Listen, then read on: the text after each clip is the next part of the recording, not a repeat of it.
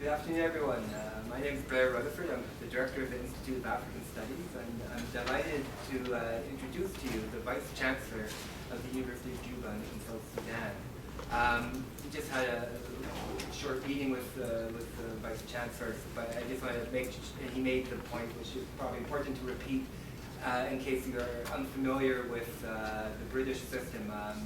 The Vice Chancellor means equivalent to the President of the University, so this is equivalent to the head of the University of Juba. Dr. Aggrey Abate is a specialist in food security, poverty reduction, smallholder and communal livestock production systems, research and development, HIV/AIDS, and environmental vulnerability. Before he became Vice Chancellor at the University of Juba, Dr. Abate has previously held the position of Dean of the College of Natural Resources and Environmental Studies at the University of Juba. He's taught and he's held teaching and lecture positions at the University of Namibia and the University of Nairobi, and he has served on committees and task force at all three universities. Dr. Abate has edited and authored multiple magazines, books, reports, and journals. He is a member of several government of South Sudan ministries, including the Ministry of Environment and Physical Development. He is also a member of the following scientific bodies: the South Sudan Nature Conservation Organization, the Africa Research Network on Agricultural Byproducts, the Pasture Network for Eastern and Southern Africa, the Africa Feeds Research Network, the Small Ruminant Research Network, Animal Production Society of Kenya, International Gold Association, Forage Network of Kenya, Eastern Africa Environmental Network, and a couple more, the Tanzania Society of Animal Production, and Agricultural Scientific Society of Namibia. Dr. Abate has studied in Europe and East Africa, and he holds a PhD from the University of Bonn in Germany. Now present to you, Professor Abate.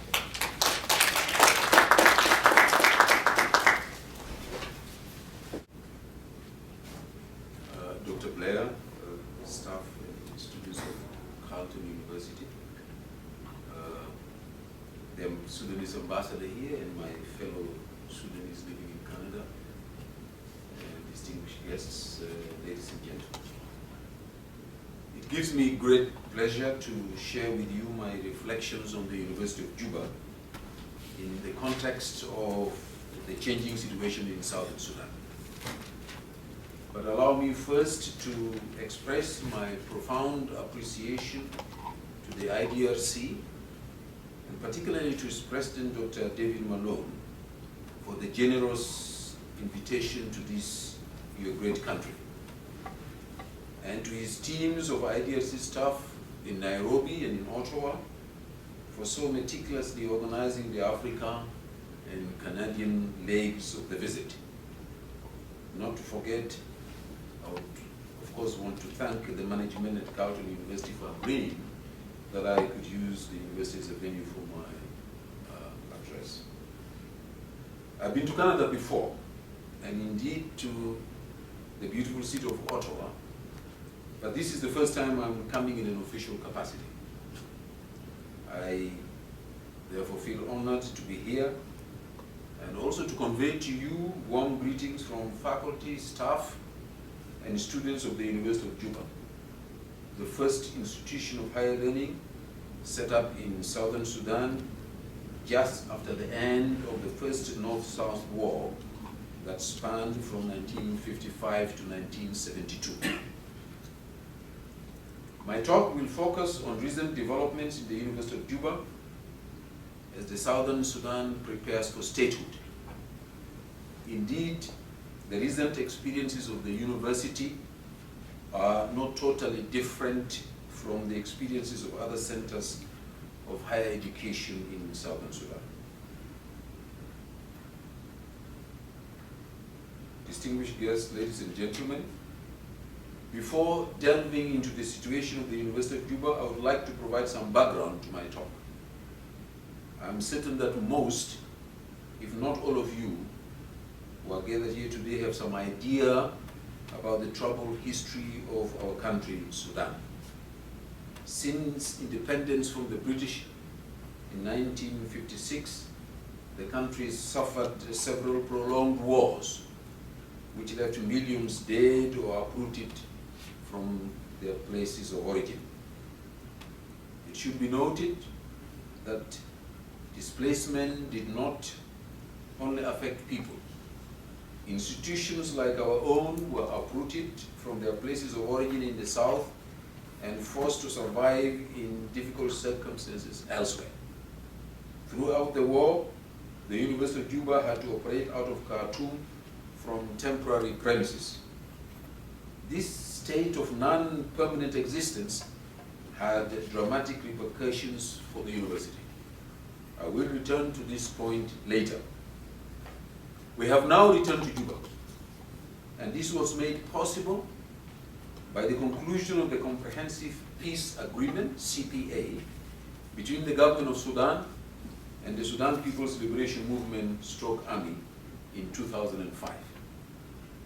The CPA marked a turning point for Southern Sudan as the atmosphere of conflict formally came to an end, and hence people and institutions could return to their places of origin and begin the odious task of healing and rebuilding.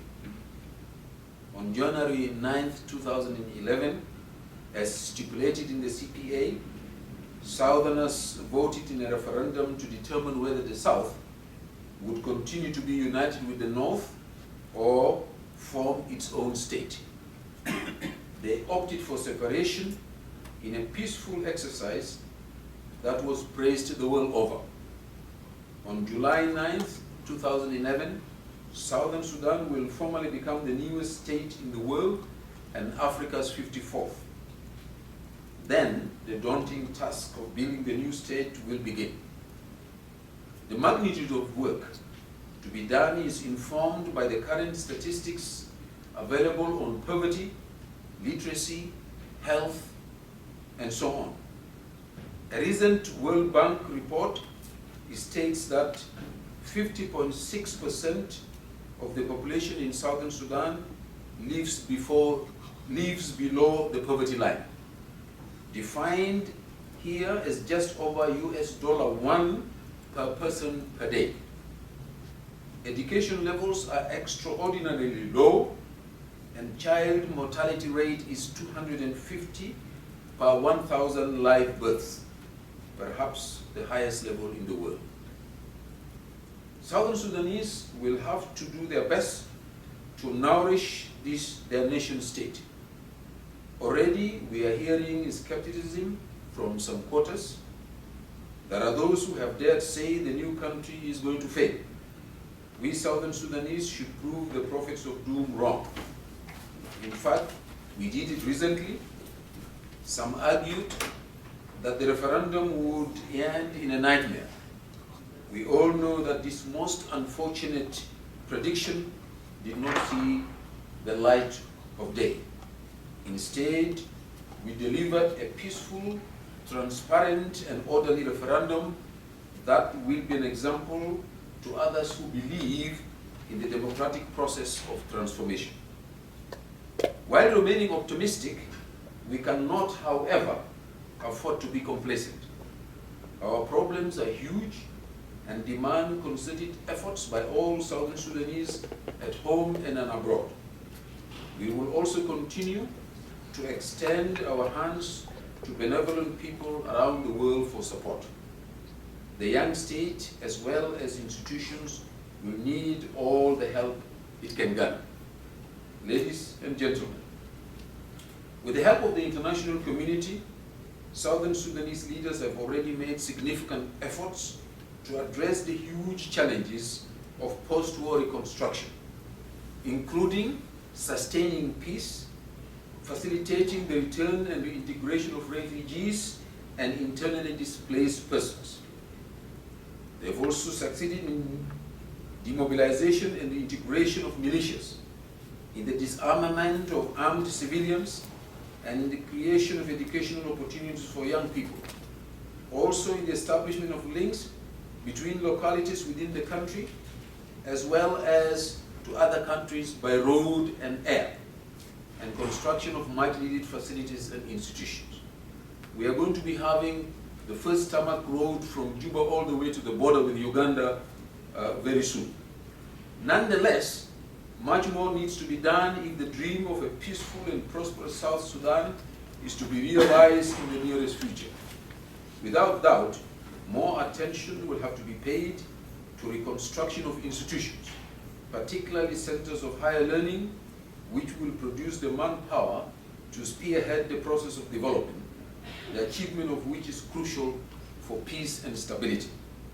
University of Juba is among the key institutions that require immediate rebuilding so that it can fulfill its founding mission, which is to avail relevant and excellent education to Southern Sudanese.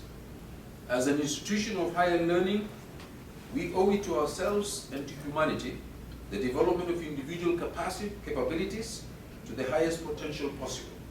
We also owe it to ourselves and to humanity the creation of knowledge through research and the production of a cadre of young men and women equipped to serve in a knowledge-based economy that is shaped by a democratic and inclusive society. Ladies and gentlemen, one of the major causes of perpetual climate of conflict in the Sudan was the marginalization of Southern Sudanese and other struggling peoples by the politically dominant elites in the north of the country. The effect of marginalization is acutely felt in the area of education. No wonder some of the lowest literacy rates are found in Southern Sudan.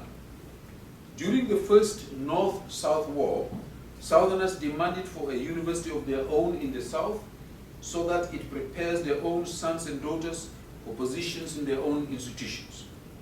The University of Juba was an outcome of the struggle of Southern people for better educational opportunities for their own people. The establishment of the University of Juba was through an act that came into force on November 9, 1975.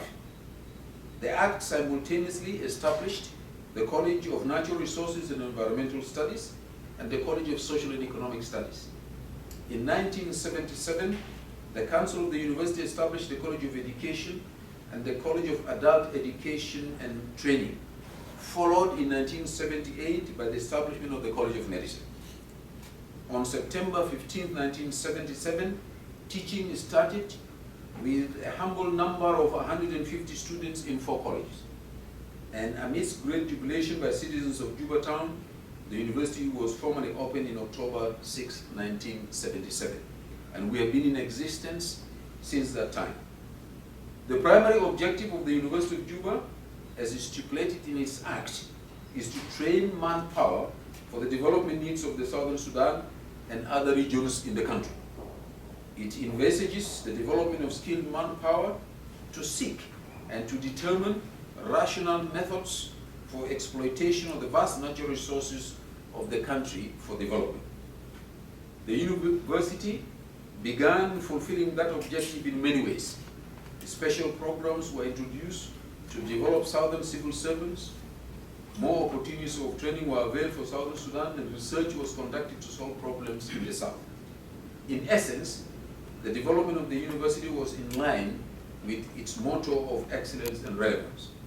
Unfortunately, the outbreak of the Second North-South War in 1983 put a brake on the positive contribution of the university to Southern Sudan.